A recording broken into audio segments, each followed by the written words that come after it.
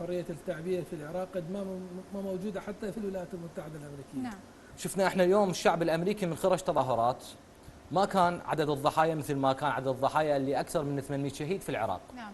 ما كان عدد الجرحى في الولايات المتحدة مثل عدد الجرحى اللي كان في العراق اللي عددهم 25,000.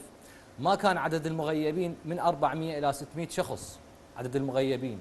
ما كان عدد الدعاوى الكيدية في الولايات المتحدة بس يقول عندكم حرية بالتعبير. حرية التعبير 1200 حرية التعبير 1200 دعوة كيدية و800 شهيد و25,000 جريح. هذا الميدان نفسه اللي سحب سكاكين على الركابي امتداد في السلطة التشريعية.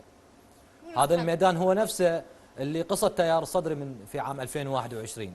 هذا الميدان هو نفسه اللي قصى اياد علاوي في عام 2010.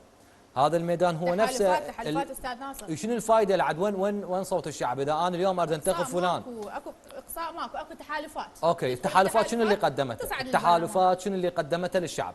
اريد لي انجاز واحد، هاي التحالفات والعمليه السياسيه اللي سووها. حكومات. شنو اللي قدموه للشعب؟ شنو اللي قدموه؟